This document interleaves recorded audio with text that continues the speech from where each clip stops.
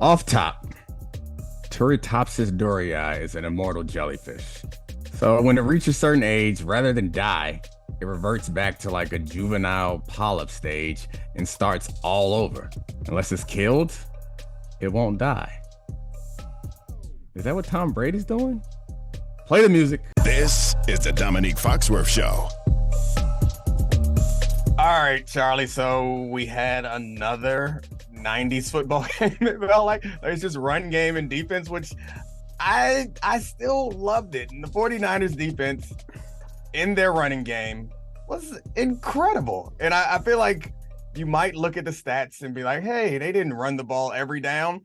But when they weren't running the ball, they were throwing screen passes to Deebo Samuel, who turned those into big plays, which were also running plays. And this is why people say things like Jimmy Garoppolo's a winner. Because the whole team conspires to carry him and give him a win. Well, I think that this is the Jimmy Garoppolo thing. He just gets the ball to their best players, and whether or not it's just a simpler game plan to get the ball to Deebo Samuel and Jeff Wilson and Ayuk and George Kittle closer to the line of scrimmage, whatever. He can do that at a baseline competency enough to make the 49ers look pretty good when their defense is this dominant. I guess, but to be fair, the biggest play of the night, I imagine like the biggest EPA play of the night, the biggest yards gain of the night was Jimmy G like lucking into a big play. Could have been a pick. It was a bad throw. Yeah.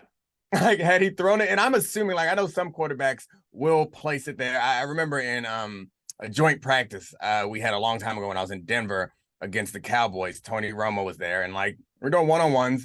I jumped the route in one-on-ones and was really thought I had an interception, and he just threw it incredibly high. And he said that he looks at the cornerbacks, not at the receivers, and he throws away from the cornerbacks. And I mean, it kind of blew my mind because I never thought that was possible before. And I know it doesn't sound like a big thing, but maybe that's what Jimmy was doing, like throwing away from the defender, but he was throwing off his back foot. And also, I feel like I don't want to give Jimmy that much credit because it seemed more like just a bad ball that turned into the best play of the night. So it sounds like I thought we were partners in reason and logic, but it sounds like you want to say Jimmy G just wins. No. My tepid take was that he is baseline competent enough to let the playmakers of their defense do a good enough job to win games. Yeah, that is, I can't go farther than that because that's like saying, hey, you are perfectly mediocre. It's a lot like the Cowboys. Like it feels like they're the same situation where they got injuries that sent them to the backup quarterback, which may have forced them into a more simplified game plan. And to be fair to Trey Lance, we never saw really in the Soup Bowl where they were just playing in a bowl of soup in Chicago. Then we saw him for a little bit after that and never really saw him again.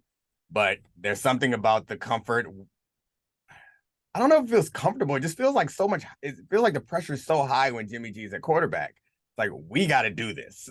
The defense is like, we got to do this. And Deebo is like, I got to find a way to score. They had that big run from Wilson and it seemed like they could run the ball at will. And it's not that much pressure on Jimmy G. And the one time he threw like a really good ball to the back of the end zone to Kittle stepped out of bounds. So he doesn't even get credit for his good pass. So I mean, I don't know. I think unless you got anything else on the 49ers, I kind of want to pivot to the Rams' offensive ineptitude. The Rams are much more interesting. Let's go to the Rams. Yeah. Good. I mean, I feel like we should say D'Amico Ryan's name a bunch of times, though. D'Amico Ryan's, because we're going to talk about how Kyle Shanahan is an offensive genius for the rest of this season and not point to the fact that the last season and this year with D'Amico Ryan's, the strength of their team's kind of been their defense and not this Kyle Shanahan geniusness. But all right.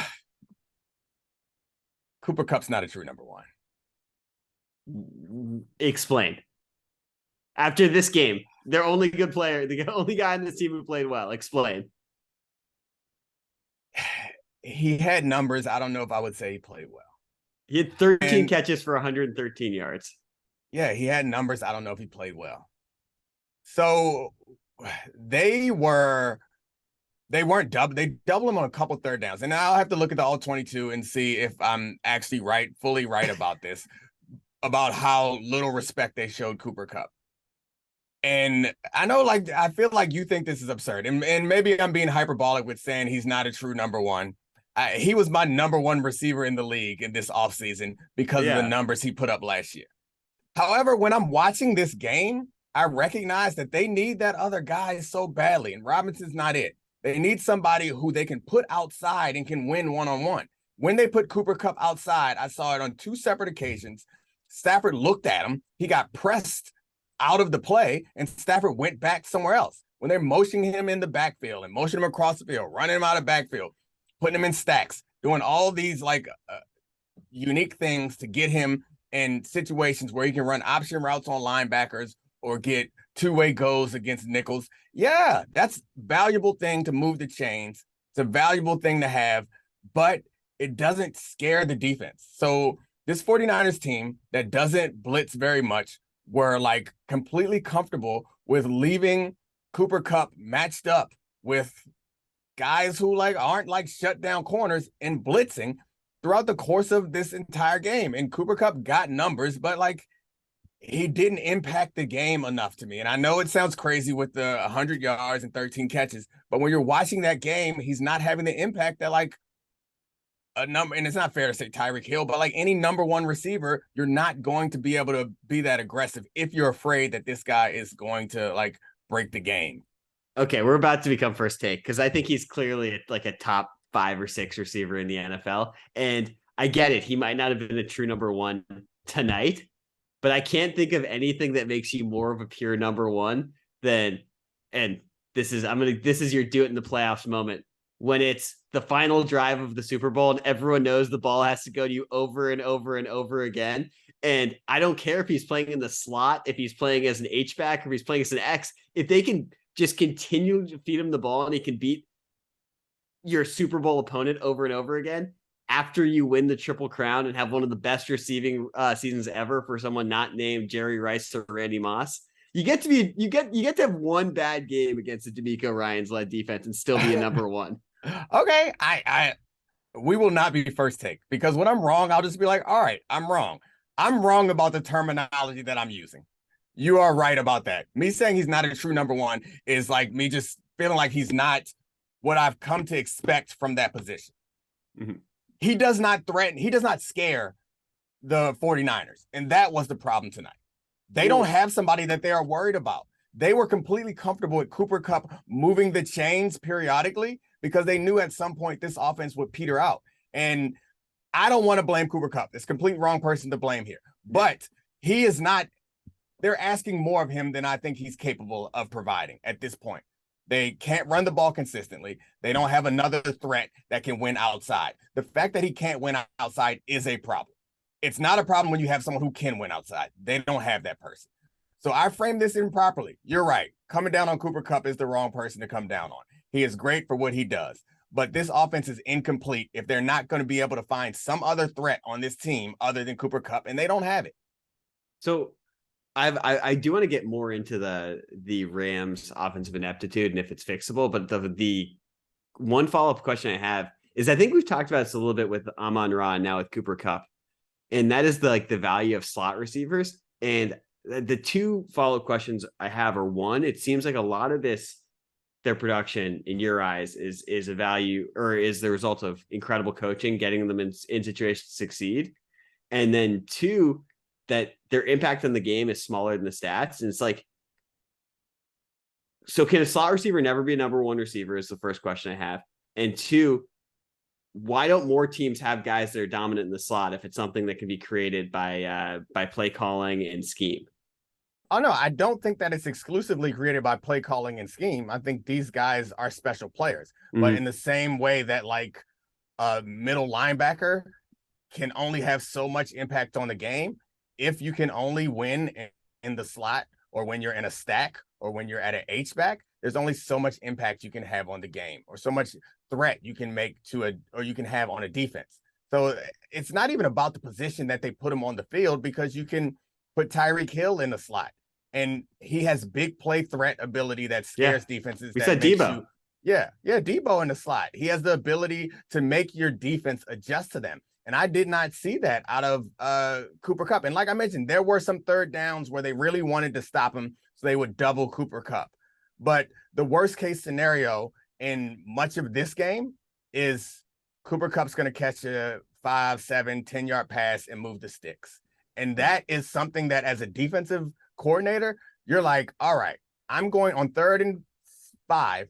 I'm going to blitz because if we sack him, we're great. If we don't sack him, Cooper Kupp's going to catch a 7-yard pass, and then we're going to line up and play again. It's very different when you have somebody who's out on the edge and you're like, all right. So the reason why the slot, I think, matters, or why it's diminished, is because it's closer to the middle safety.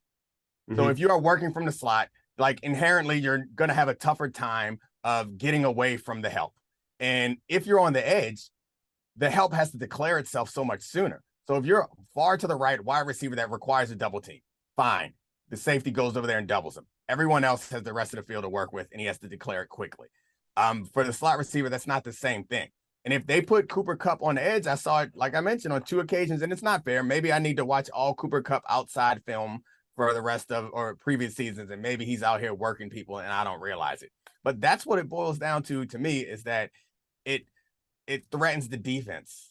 Yeah. Far less than having someone else out there. And we talked about it with Tyreek Hill, what they used to do with the Chiefs. Even when they put him in the slot, they would run those deep overs, which are just like horizontal go routes, and the safety would still have to address it. And Cooper Kupp, if you watch him, they'll motion him, push him in the stack.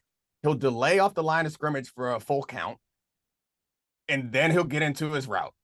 Once he delayed off the line of scrimmage, nobody's scared anymore. Like, okay, if it's a must-have 3rd and 5, yeah, that's terrifying. But in the first quarter, there are no must-have 3rd and 5s. In the third quarter, it just doesn't feel like that's something that's out there. But there are other players who can make these big plays that Cooper Kupp rarely makes. And this feels like, I feel very stupid in that you're right. Me saying the stuff about him being number 1 was wrong. And me pretending like he's the problem in the offense is wrong. We shouldn't focus on him. This offense has a lot of shortcomings. It's just that if the expectation is that Cooper Kupp, that's where it comes down to, is I don't think Sean McVay expects Cooper Kupp to do that. No.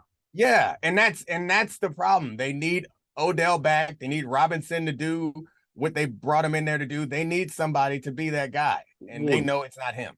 That's the thing. Like I was just looking at the box score, and look, the personnel is terrible around Cooper Kupp. Like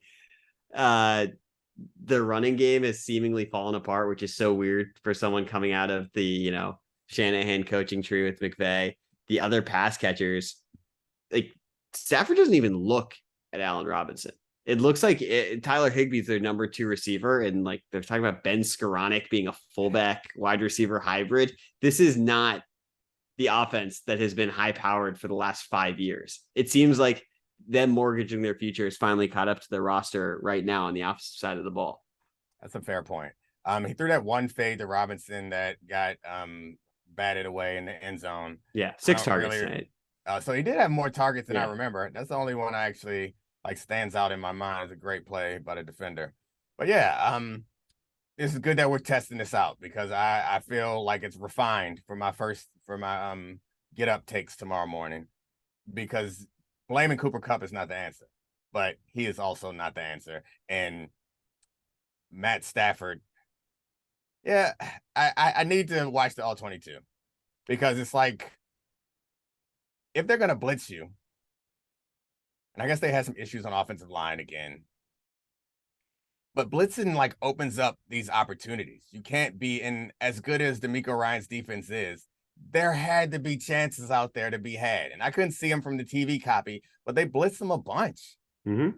And Matt either couldn't find the guy or nobody could get open. And again, that's why it's like Cooper's not that guy. I'm trying to assign blame to this Rams team, because that's what we do.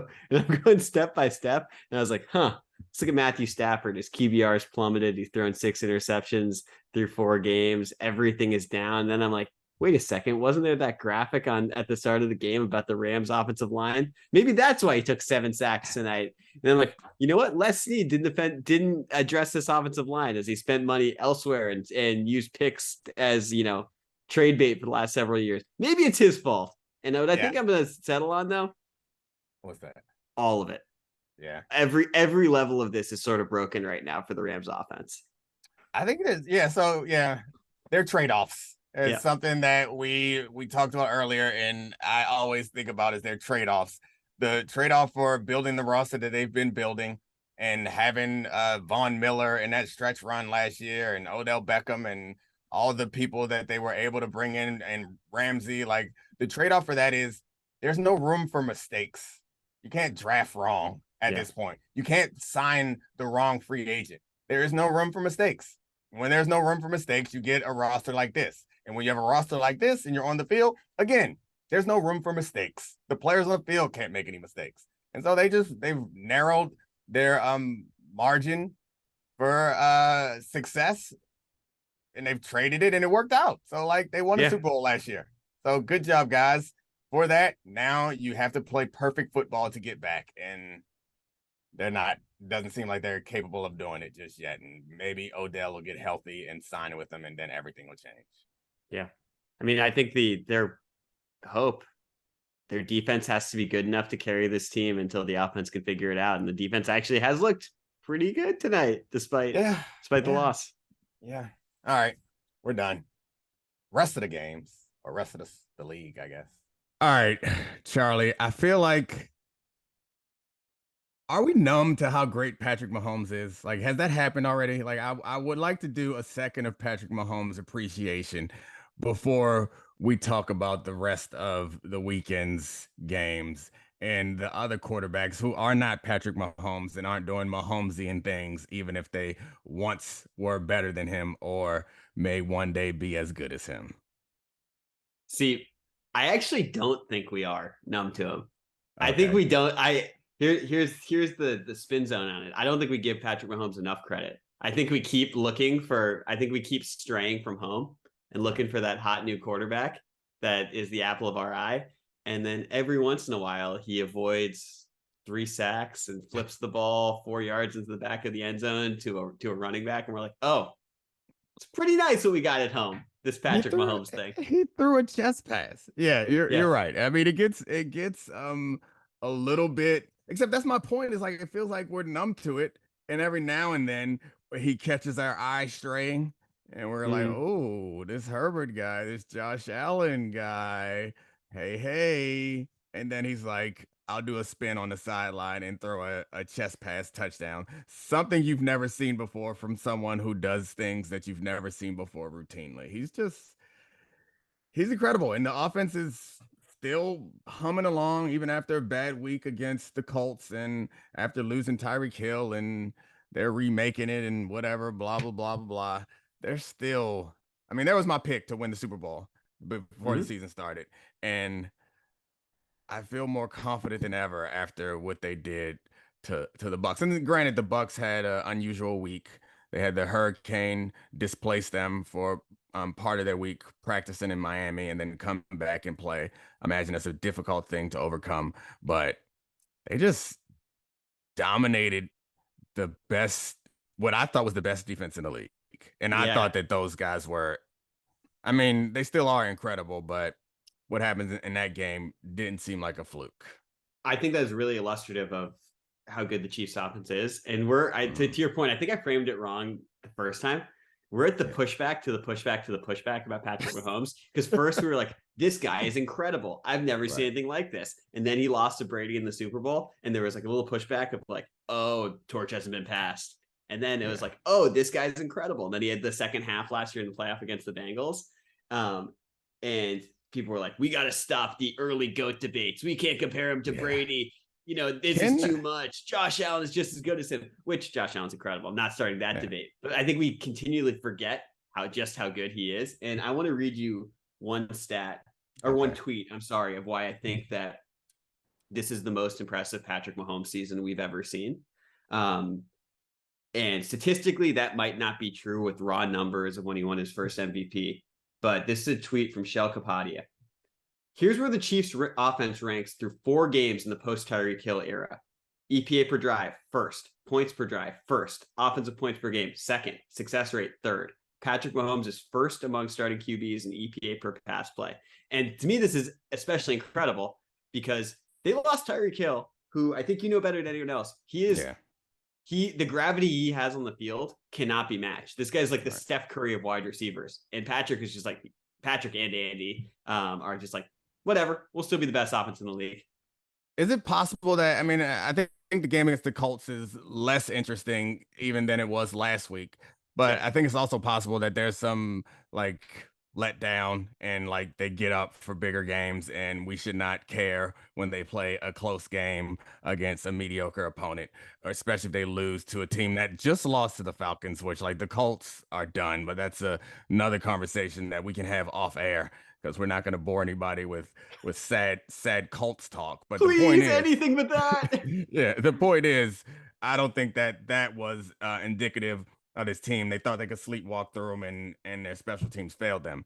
But in this game, and to be fair to the Buccaneers in their defense, they started out in a hole. Like it was a fumble on the opening kickoff, and the Bucs got a lead, or excuse me, the Chiefs got a lead, and the Bucs. Seems like the recipe for their team this season is like defense, keep us close, and Brady will create enough offense for us to win late in the game. And you can't keep it close if you give Patrick Mahomes the ball in the red zone, essentially to start the game before you even get a chance to score. And then they get it back at halftime. And Travis Kelce is not the gravity player that Tyreek Hill is, and I was going to say he's not the big play threat, but he kind of is with his run after the catch. He makes really big plays. And for them to be still the best offense in the league, having lost the best receiver, I think, because you can't argue that Tyreek Hill was a product of the system, considering what he's doing now, in a new place. Like Tyreek Hill is incredibly valuable, and they did not replace him, and they never will. But they've replaced his effectiveness. They just do it differently. We should be very clear. Deep balls are not like those horizontal goes that they were running with Tyreek Hill was essentially what they were. Rather than running him straight, they were running like deep overs. Those aren't in the offense in the way that they were, or they're not as threatening as they were now, but they find other ways to do it. And it's so much more on Patrick. And one thing that I see in Patrick is not only him taking on more of the obligation of production on the field, he can't throw it to Tyreek Hill to bail him out. You also see him being more like leaderly, he's like ripping into Travis Kelce in the middle of the game. And they're like things that I don't know how valuable they are in isolation, but I think it's indicative of the role that he's taken on. Yeah, it's clear to him that he knows that the way that the salary cap is gone and the way that the team is gone, that it's going to be on him. And win, lose, or draw, no matter what happens, the responsibility falls on his shoulders. And I like that about him. Oh, yeah. We've entered stage 2 of Mahomes where it's like he's being judged by this team winning. And I think he totally realizes that. And these seasons are about making the team be in the best position to win, which is something we saw. It took, Brady and Manning years to enter that stage, and he's doing it incredibly early. One thing to your point that I think we should highlight, they didn't just not replace Tyreek Hill. They got MVS out there just doing wind sprints. They got a tall, fast guy who just runs 40 yards, then jogs back to the huddle. This is not like they even replaced him with above average players who can give 90% of what Tyreek gives. It is pieces of that offense that are just sewn together in a beautiful collage by Patrick Mahomes. Yeah, he took a bunch of scraps and made an incredible collage. But you mentioned earlier about passing the torch. Can the torch be passed while Brady and Rodgers are still in the league? Right? Because I guess I have a question about the perception of it. Because I think the perception is that those guys, Brady and Rodgers, are still at the top of their game. Or maybe not inside football. But anyway, I guess the point I'm trying to make is they haven't been good this year. Those old quarterbacks, Brady, Rodgers, Wilson, they have not been, it's not fair to say they haven't been good. They haven't been themselves, right? They haven't been great, which is what we expect of them. Patrick Mahomes has been. And we can move on from Patrick Mahomes and talk more about these old guys Yeah. kind of being mediocre, or like, that's not fair. They're good. They just aren't what Well, we've two of the come to three of them are expect from good. them. Two of Yeah, the three of them are that's good. true. But Wilson's bad. Wilson's bad yeah. right now. And he's been that Well, way for a little while. let's go to Brady first, because let's knock these out one at a time. And like, Okay. there was the quote from, this is a funny quote from Mahomes after the game last night, where he's like, I feel like I had my last game against Tom Brady 4 times. And the first thing, let's start with this. Like, what is Tom Brady doing still playing football? He is 45 years old. No one really wants him out there. And I don't think that Brady's bad. I don't think that he has really diminished. The team and that offense is not good. And there's been this prevailing opinion all over NFL Twitter, podcasts, or network. The Bucs will be fine when they get healthy. They'll figure it out. Gronk will come back. God don't know. When do football teams get more healthy?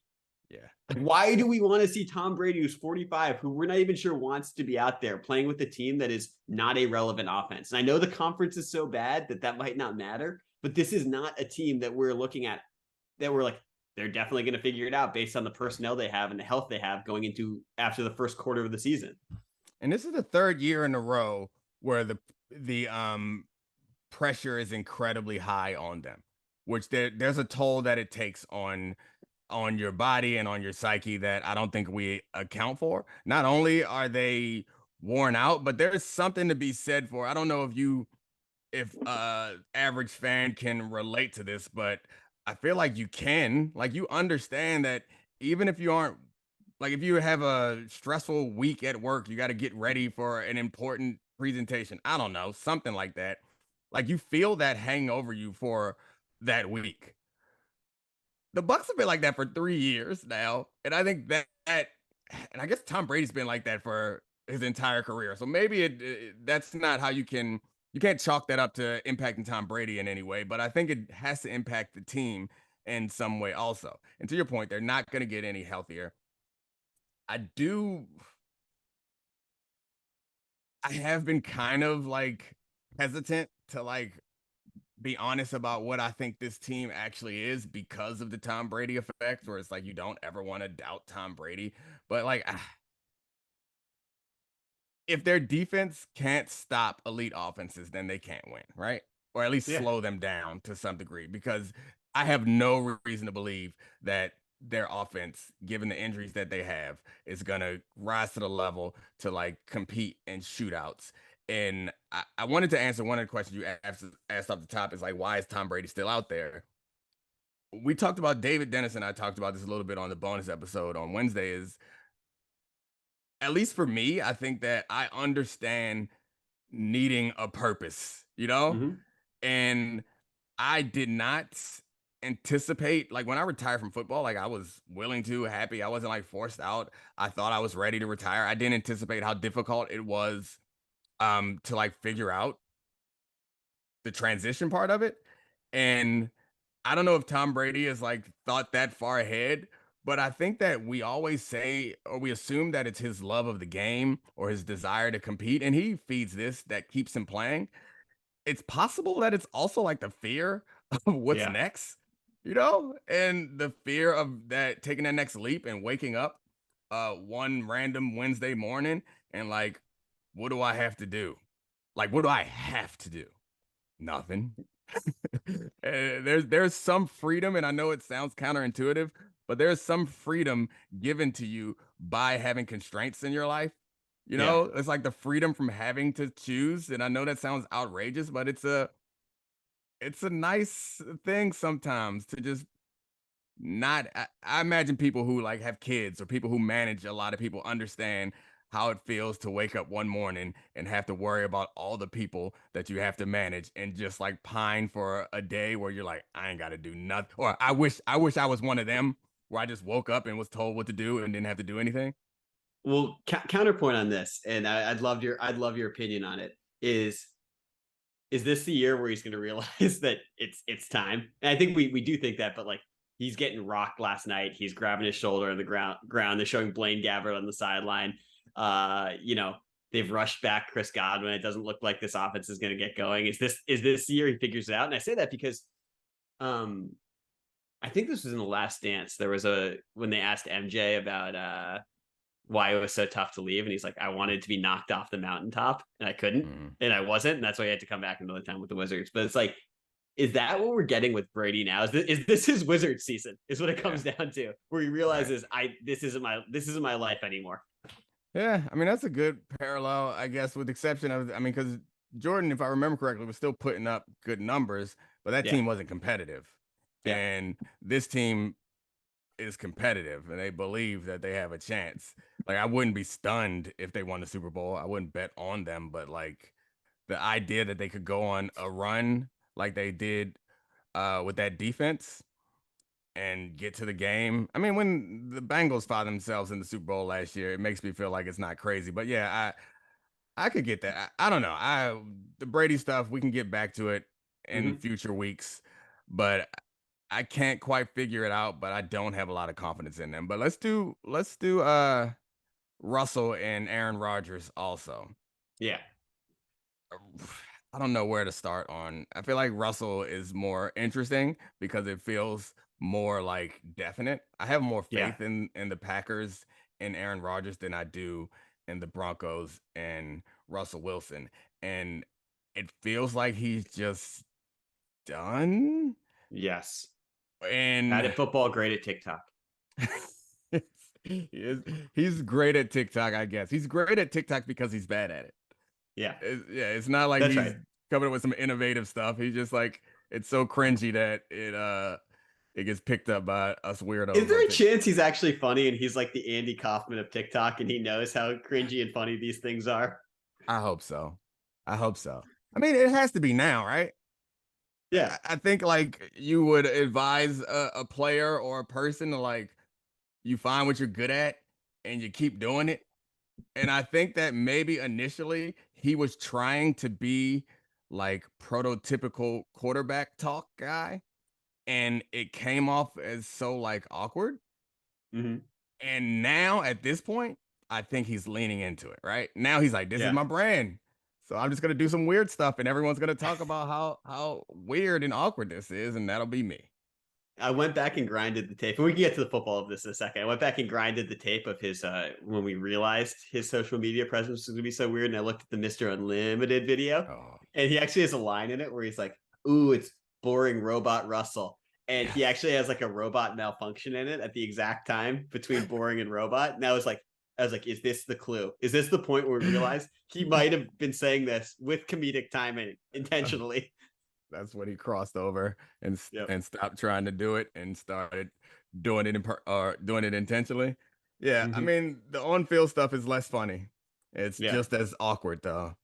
Yeah. He threw one deep ball that I was like, "Oh, Russell's back."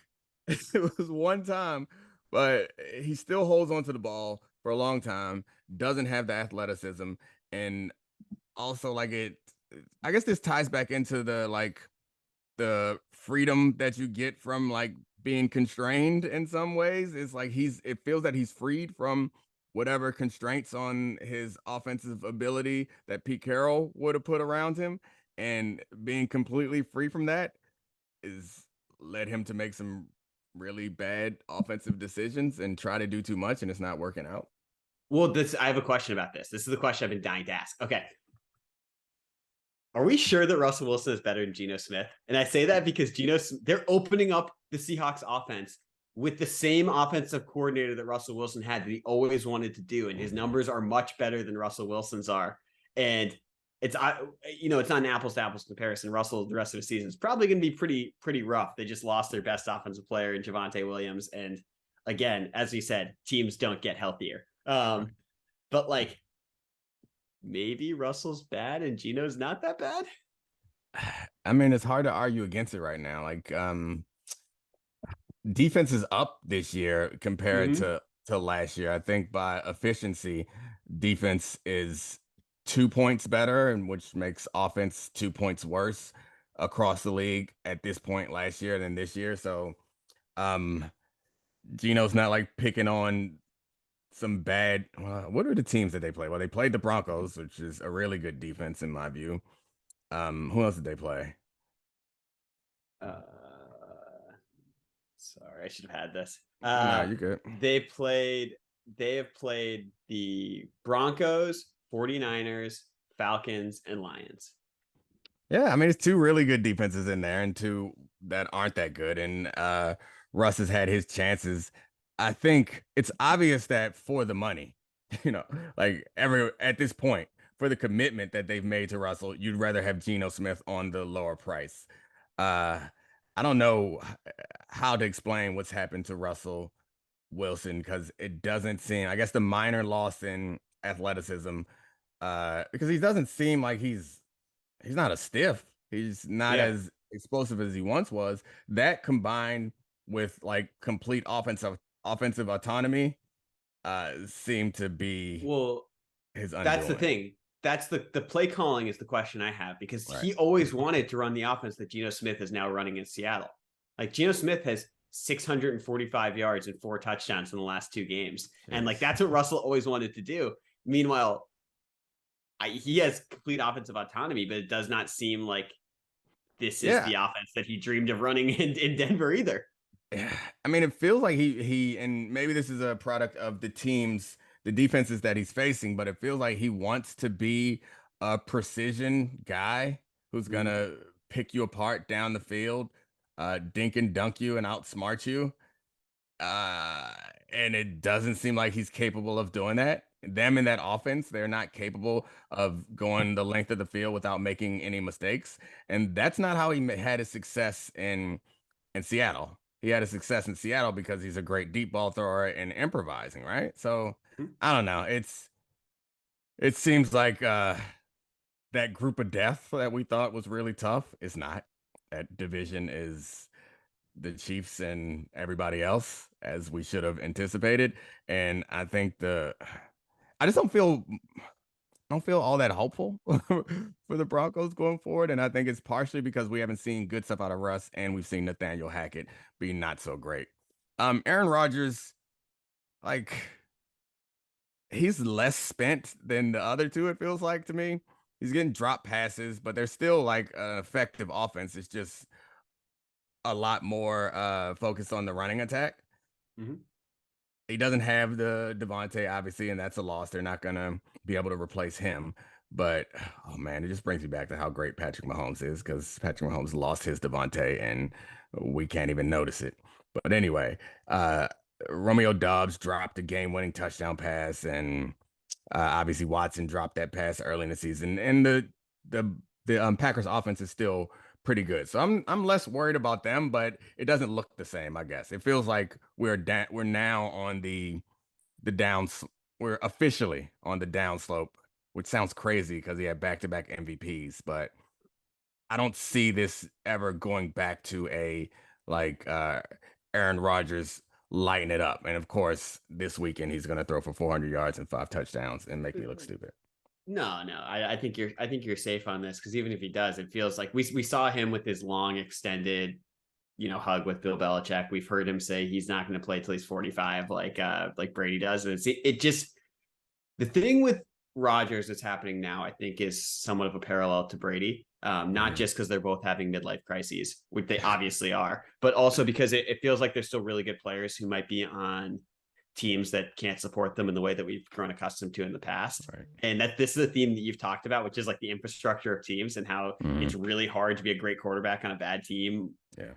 And they're still great quarterbacks. You watch them. It's not, I haven't watched Rodgers and been like, he's different or worse. It just feels like the parts around him are worse. And that's going to be the slow fate of his career unless something drastic changes. Right now we're paying so much more attention to like what Rodgers says and his haircut and his weird cryptic messages than his play on the field. Yeah. That's fair. I mean, you mentioned Belichick. He's done too, right? Yeah. Like they're down to Bailey Zappi at quarterback. That's gonna be, I mean, they still were competitive. Like, should we be celebrating what they accomplished in that game? Because they barely lost. They took Aaron Rodgers to overtime. Like, should we appreciate? They're much less bad than I thought. Yeah. Much less bad. But they're still in that. I mean, well, I guess they could catch up to Miami, depending on how the quarterback situation shakes out, but I don't think they have anything for Buffalo. But we'll see. I know that Belichick obviously wants to prove that he can win without Tom Brady. He hasn't done that yet, so this would probably be the sweetest run he could ever go on if he could go on one. But I just can't see it happening with Hoyer and Zappi at the helm. We'll see. I don't know. We'll come back to that game if they manage to, or come back to that team later if they manage to make things interesting. One final question on the transition point in the NFL as we sweep away these older quarterbacks and usher in the new generation of guys that are going to carry the league. What's your favorite of these midlife crises? Tom Brady with his crazy hair and his cheekbones and his perfect skin. Russell Wilson's TikToks and his like 78 different voices depending on the video. Aaron Rodgers' ayahuasca trips and his haircuts. And come on, which is the favorite? Because can we power rank midlife crises here? It's got to be Aaron Rodgers. I think Aaron Rodgers is number one. I mean, the ayahuasca takes us over the top because Russell's is like, that's who Russell's been. He's just playing poorly now. You know, it's like that doesn't feel very new. Tom Brady does feel kind of new, but like he doesn't give us much that's interesting. We don't know any of the things that are happening off the field. We just know something's going on, you know? But Aaron Rodgers came back and told us. It seems more interesting to actually know what's happening with him rather than like speculation and rumors. Give me Aaron Rodgers' midlife crisis as a more entertaining show. Okay, I'm going Russell at number one just because I don't know what's gonna happen next week. Is he gonna like buy a fancy new sports car? He's the how do you do fellow kids meme as he continues to try and connect. Oh man. So Belichick, like obviously in that game, they missed an opportunity because they could have knocked off Green Bay, and it feels like that was kind of a theme of the weekend. With like the Ravens game and the Jaguars had a chance to put it away. Obviously, Aaron Rodgers, they didn't have to pay for that drop touchdown pass, but that was like a missed opportunity. I was thinking that was a theme for this week, but it also like, is that just what football is? You know, like if I think back to last week's games, most of the games turn on well, I guess it's not always a missed opportunity. Sometimes it's a made play, but the games just always turn on such small things. And even if it's a blowout, we go back and we're like, this was the butterfly effect action that caused this to get out of hand. And if you could just change this one thing, everything would be different. But the Ravens game comes to mind because they did it in back-to-back weeks where, I guess it wasn't back-to-back weeks. It was the Dolphins game. Was that back-to-back?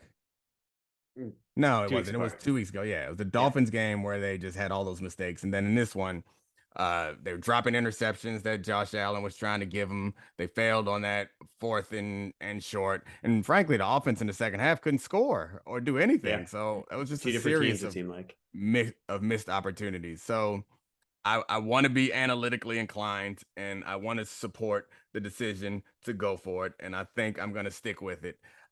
I know I would have kicked the field goal in that situation.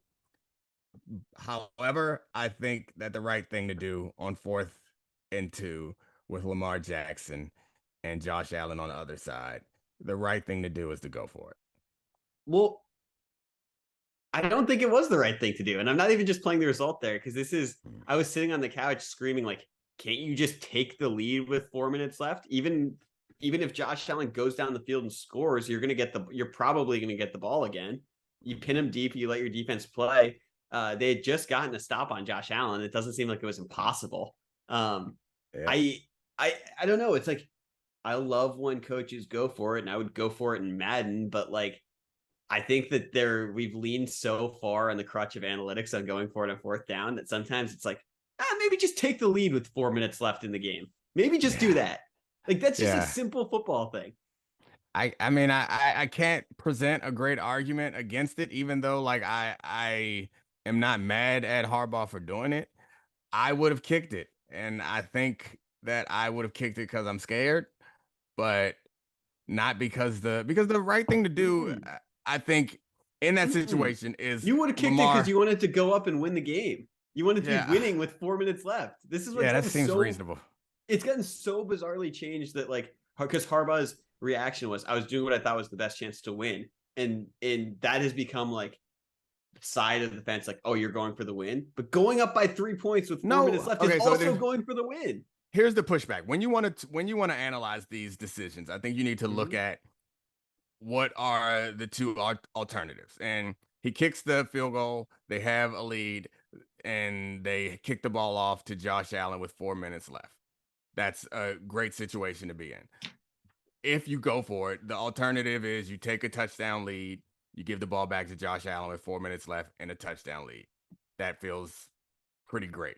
The possibility, if you go for it and you miss it, is you give them the ball backed up with your defense, with the greatest kicker in the league, and 4 minutes left, and you hopefully force them to punt or create a turnover and score. Like, that feels like a great position to be in. You know what I mean? Like, the way I'm looking at it is the risk is to take or the reward is to take a 7-point lead. The risk of things going wrong is you have 4 minutes left, the game is tied, you have the best kicker in the league, and you have the Bills backed up. The real terrible thing was Lamar threw an interception and they got pushed up, because I'm not sure. I think the outcome is different if Lamar doesn't turn it over and they don't get a touchback. Yeah. Because getting a touchback changed the dynamics of everything in that game to me. Yeah. Oh, definitely. And it seemed like Duvernay was open early, and the pressure because the pressure was coming from the left. Lamar was looking left and didn't see him fly open in the right corner of the end zone. But I think that's totally fair. But the question I would have for you, which is pushback that I haven't heard anyone talking about, is how much easier is it to play defense when you're just trying to hold them at best to a field goal or to tie the game? Because once the Bills had the ball in the 20, the Ravens had to play to keep them out of field goal range, not to keep them from scoring a touchdown. And that's all they had to do if they had made the kick, is keep them from scoring a touchdown. That's really hard. I mean, that's a fair point. I think we're right, because I said both positions. I'm definitely right. We should have kicked it. I don't know. I've moved off of except the thing with the analytics is, or with fourth down, is like you kind of have to go for it a lot for it to be worth it. You know, it's because you're gonna miss some, but if you go for it enough, then you'll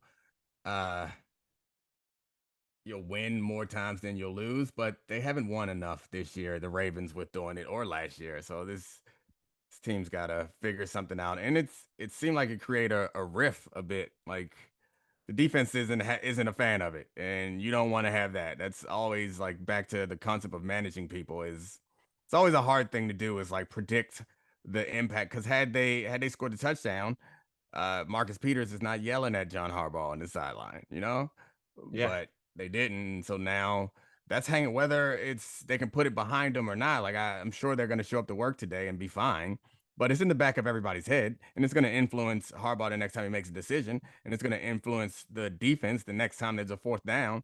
And if they go for it and don't make it, there's going to be a lot of people, like, rolling their eyes and waving their hands at their Super Bowl champion coach. And it's also like, it sets up this to be a massive game against the Bengals. Now they're both 2-2 going into week 5. And I think even a week ago, if we had discussed that game, we would have thought that the Bengals were still struggling, having only beaten the Jets, and the Ravens were rolling because Lamar is playing the best football of his life. Game in a hurricane, weird things happen, and they make a bad coaching decision. Next thing you know, this is as high leverage of a week 5 game as there can be. Yeah, the Ravens' 2 losses were games that they had in hand, right?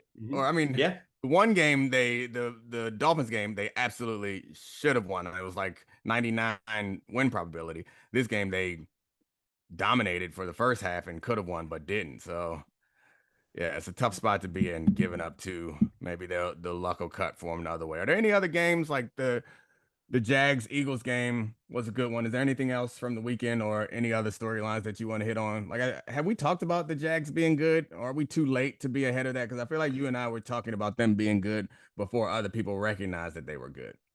I think we're still on the right side of that. I mean, that game was a tough one for Trevor Lawrence, who had been playing so much better. And obviously the 4 fumbles are what totally led to not led to it, but helped with the avalanche from the Eagles offense.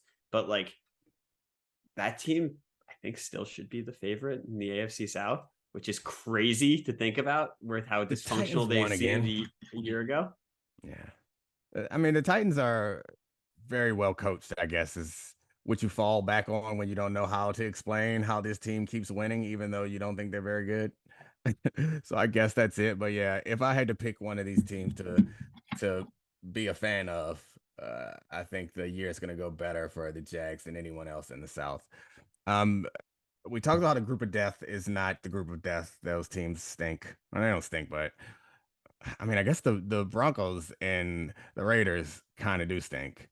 Yeah. The other two teams, the Chargers are like injured and like unpredictable, and the Chiefs are good. But is the NFC least like so what we used to call them? Are they the best division in football right now?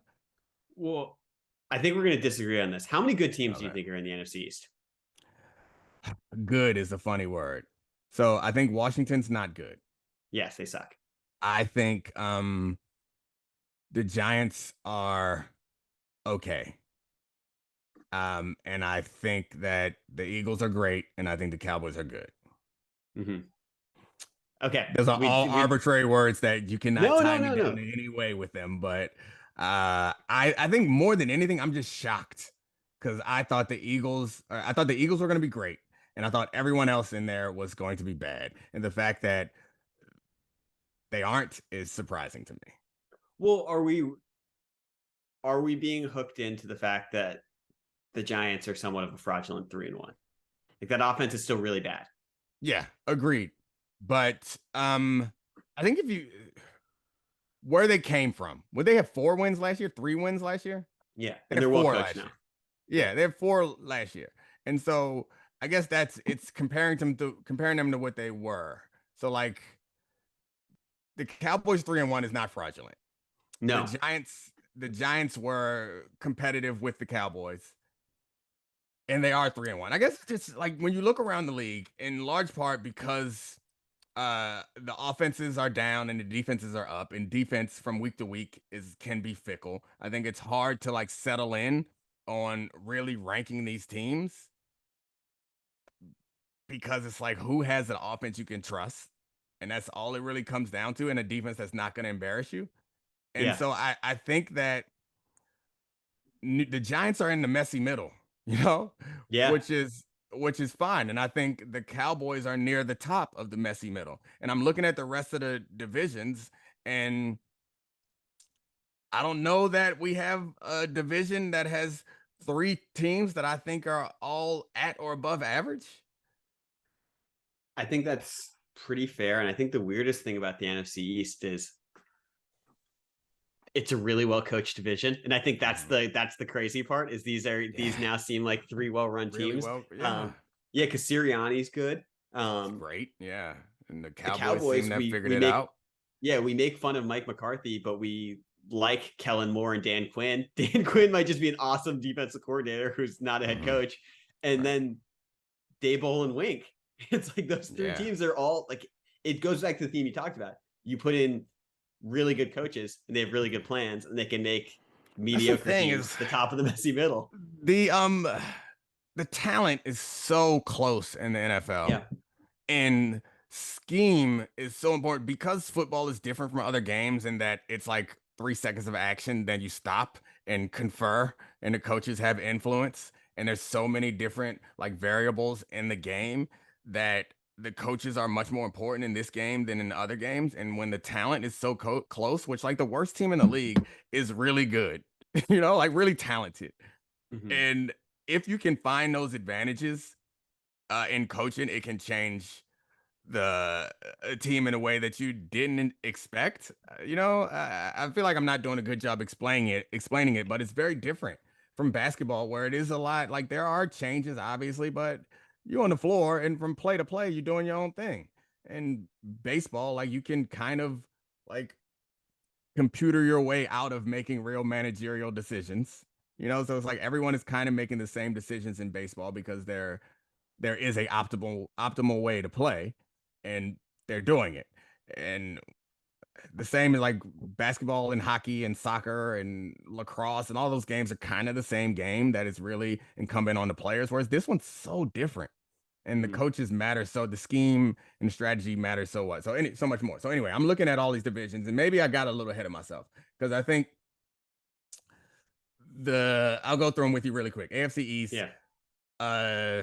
Above average teams. We'll just go above average teams. Miami, Buffalo, and I'll leave it there. New England and Jets are below. So that's 2. The North, I got Baltimore, Cleveland, and I think the Bengals. Yeah, I think those 3 teams are. Bengals are going to be good. They're going to be fine. Yeah. I think so. That's 3 teams that are above average. The South, we got nobody. Nope. Jacksonville, maybe. They lost to Washington though, so Jacksonville maybe. Then AFC West, we got Kansas City and the Chargers, I think, are above. Then the North, we got Vikings and the Packers above average. Then we got Tampa in the South, and that's it. And then in the West, we got the Rams. That's about it, right? Yeah. And so, I think that, I feel stronger about my point now. I guess it's between the East and the North, AFC East and the NFC East and the AFC North. And I guess if you go team for team, I think Pittsburgh is better than Washington. And so maybe we give it to the North and the Ravens. I think those are the 2 worst teams in the NFL. Agreed.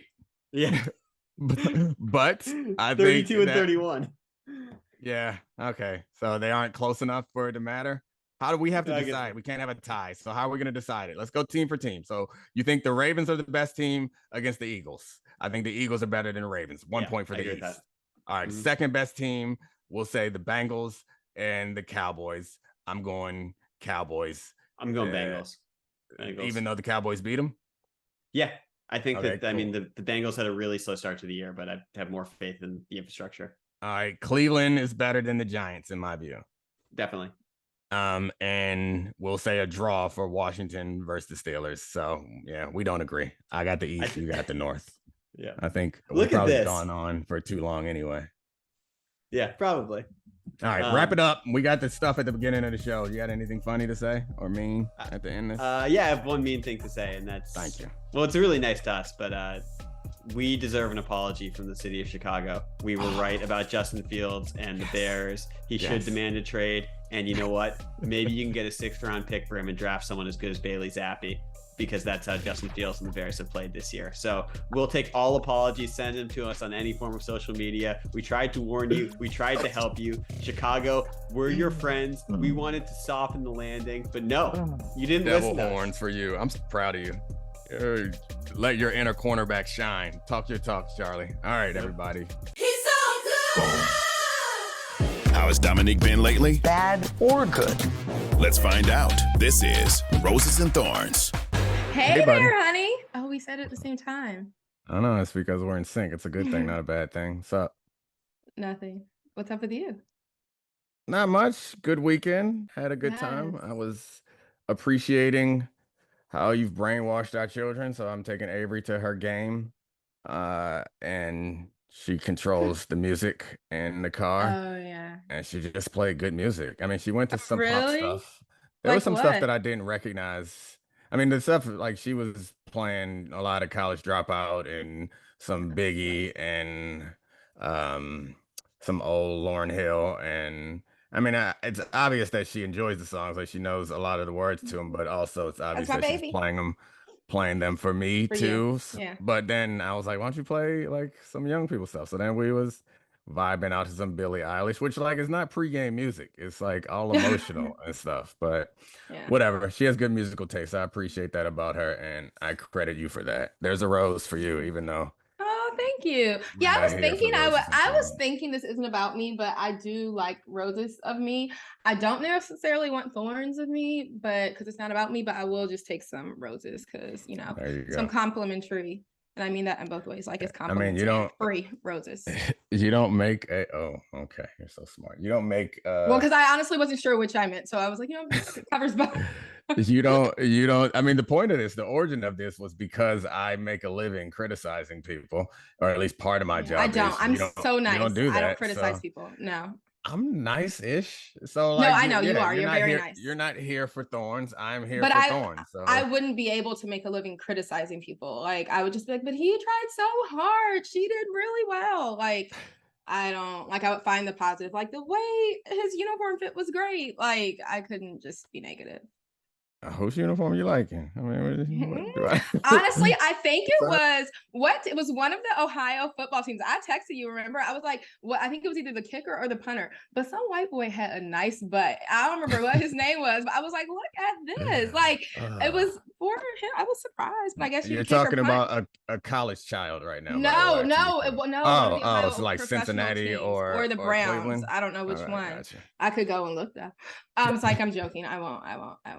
Anyway, well, thank you for my complimentary or complimentary, no problem. Whichever one you want. Rose, I'll take more as you have them. Regarding the music taste, yes. Like, but what's funny is like, I only listen to old music, but the older I get, the older the music's getting. So right now, my go-to, I love Pandora. Like y'all can talk about Apple Music all you want, which I also have, but I love Pandora because like it mixes shit up, but not too much because it gets to know you well, But like right now, my go-to Pandora station, like at some point maybe it was like Lauryn Hill, like, and and I'd add other people in, and then it got down to like more like Jodeci, like 90s stuff, and I would get other people in there.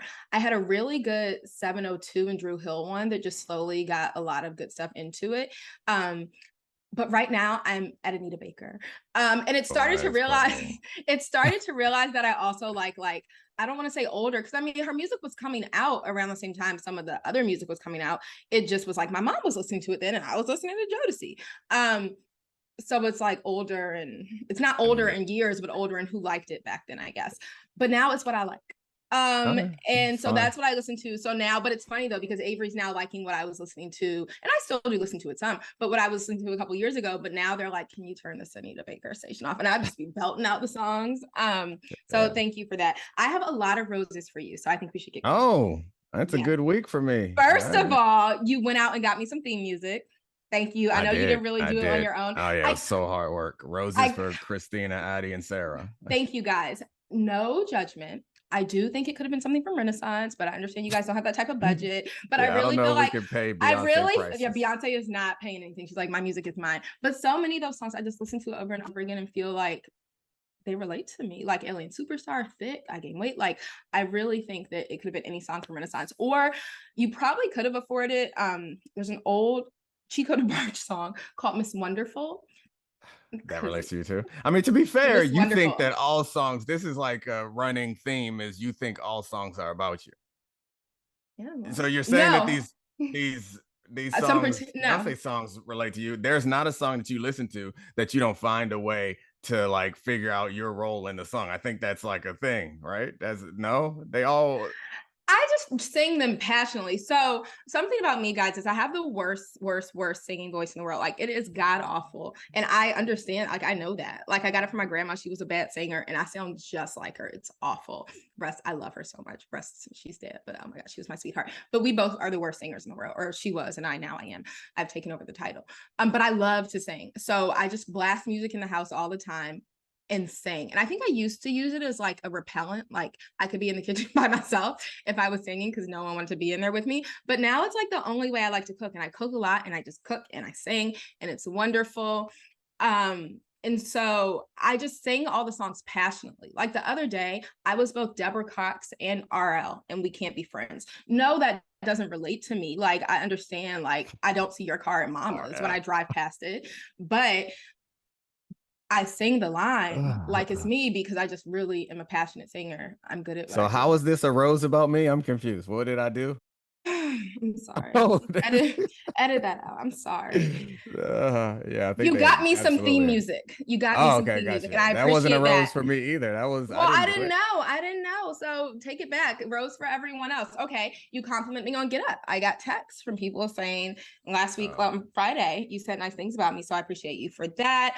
Another rose I even wore a sweater that has flowers on it because I'm throwing out so many roses today. Let's appreciate that both of your first two roses were really just about you. Okay. Rose number 2. I told you I wanted roses and I was going to take them if I wasn't going to get it. But anyway, you did all of the kids' soccer games this week. So on Friday, I was like, kids, we're in DC. And so fortunately, we weren't, heavily impacted by Hurricane Ian. And I'm thinking of all of the places and the people that were, but it was just rainy here, like with the remnants of it. And so I told the kids my daughter she is happy to miss her games. Normally, both my daughters. The younger one is. No, she wasn't this week because she heard they were bringing donuts. Remember, so that's why I had to go out to District Donut and buy her some donuts. She had a little cough, so I didn't want her to go out in the cold rain. But the older one, she always wants to sleep in. Like she's good at it, but she also doesn't want to play.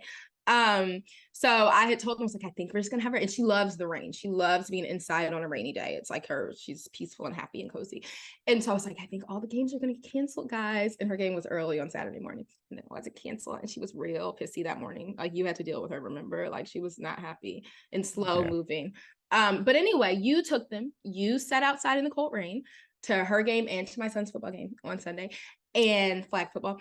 And you even sent me text updates and even got me some video footage. So that's a definite rose. I got to be warm at home. Yes. I don't mind the rain. I don't mind the elements, and I enjoy watching them play. And oh yeah, it was fun. I even talked to some parents, remembered some names. It was incredible. Took some pictures of Avery. My mom was there with her fancy camera, so I got some good pictures of Avery scoring goals. It was a fun experience in the mud. I hope we don't have to do it again next week. But it was a good one-off thing. Well, next week she has a night game, so I hope we don't either because it'll be cold and rainy. Yes. Under the lights. They really need to up their competition. I feel like they haven't lost in 3 years and they win by like 3 goals every week. They need to go play. One week it was 8 or 9 to 1. That was really bad. They need to stop. Like they are clearly like travel team level soccer. They beating up on this rec team, but whatever. It doesn't matter. The other kids are getting a lot of character. I remember last year at the tournament they had last year, they played an older team and they lost in penalties, and they were like, "What is this experience?" I know.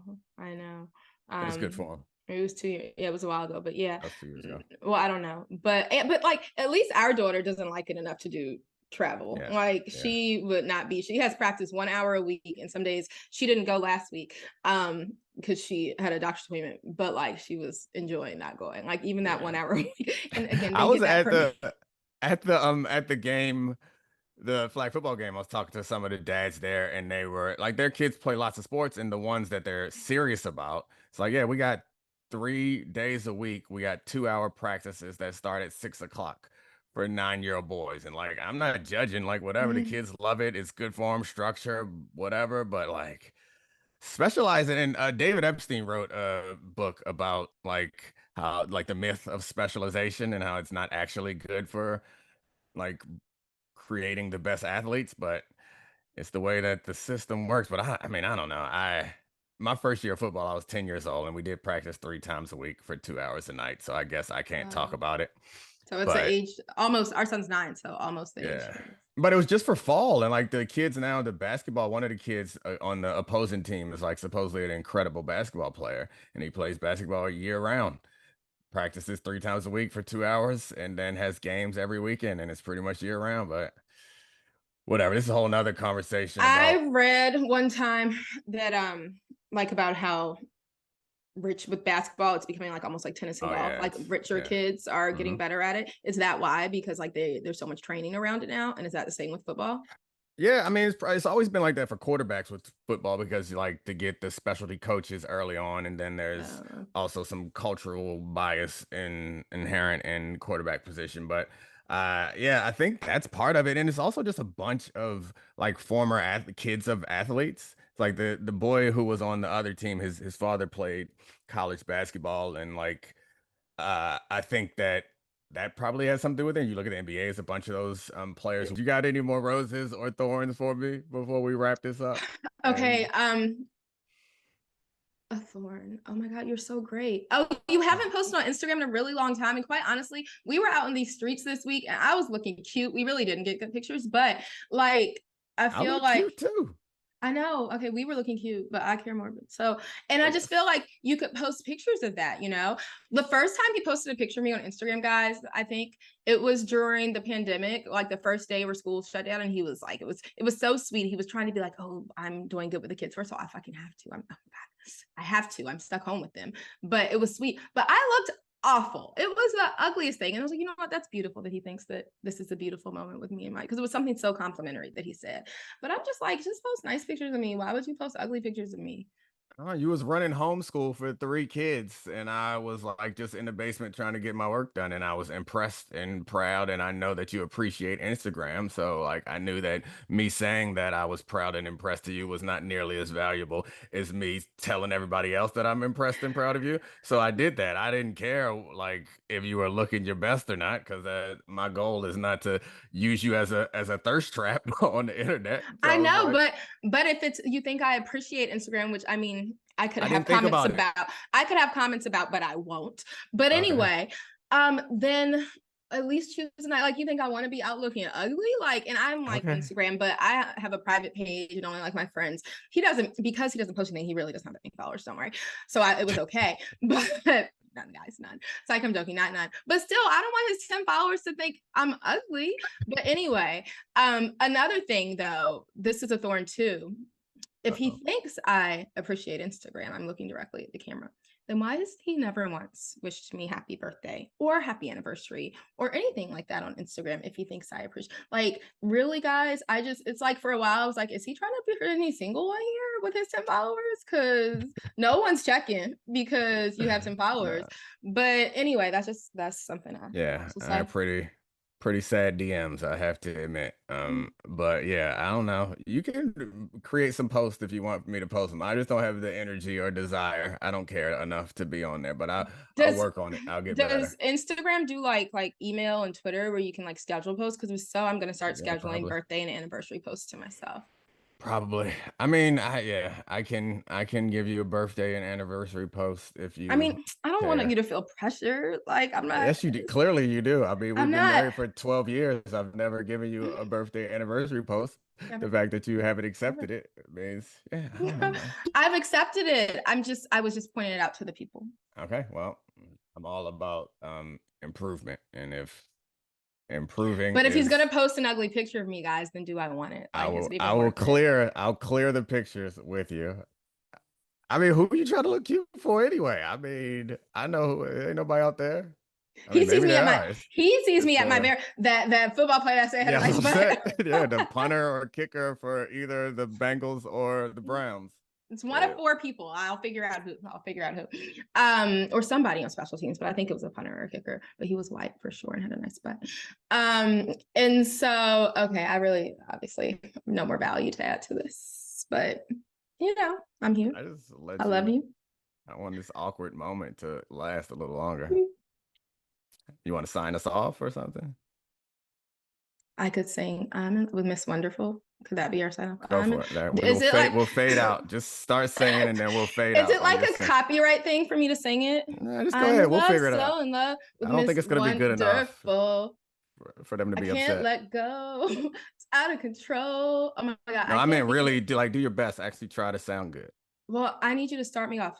It's true. It is you. I can't ever sound good. You have to like give me the first word. Do you know Miss Wonderful? Not like you. Once I heard one word, once I hear like one line of it, I would be able to do it, the whole thing. But Okay, hold I'm on. in love, so in love with Miss Wonderful. And I like to do the backup notes and my notes, which is, could you be RL and I be Deborah right now? Please, please, please. It's my dream duet. Please. Okay, I don't know. I'll look up the lyrics. Oh my God, guys. I love to sing. Like literally, I'm the most annoying. He talks about how I like Instagram a lot. Really, it's like I like to record concerts of myself for myself to go back and watch in my stories. Like it's not for anybody. One cousin of mine says she enjoys it, and one friend from childhood. But otherwise, it's only the 3 of us. I'm the third who enjoy it. And it's mostly for me. I just really loved it. I'm so passionate about it. I honestly think if I were good at it, I would not love to sing though, because like that would just be like showing off, like I'm gonna try to be humble, even though I don't want ugly pictures of me on Instagram. I can't find Miss Wonderful lyrics. Are you Sorry, you're saying just it's gonna have to hit not it all even yourself. okay? Well, we could do RL and Deborah Cox. I went past mama's, saw your car there. To her, you're still family. Come on, you gotta start singing. I guess I'm still in Deborah right now, but this wasn't supposed to be a solo to do it. Seem fair for everyone to just go on. I tried and I can't do it because I'm still this is all Deborah. I chose it. We have to do that in part where they're going back and forth. Are you gonna if I get there, are you gonna join me or are you just gonna leave me? Guys, just take it all out. He's played me. He left me. No, I'm not. I'm trying to get to the part. If you come near my face, what I'm trying to say. That's all I got. Okay. I haven't picked this up yet. Can't be friends. You'll never, ever find another. I keep saying it. Like, can't be I love you too much, baby. friends. You have to say I love you. You have to say I love you. That's enough. You're not good at it, Domonique. You're not good at it. Take it all out. Take it all out. Bye, guys. All right, bye. This is the Domonique Foxworth Show.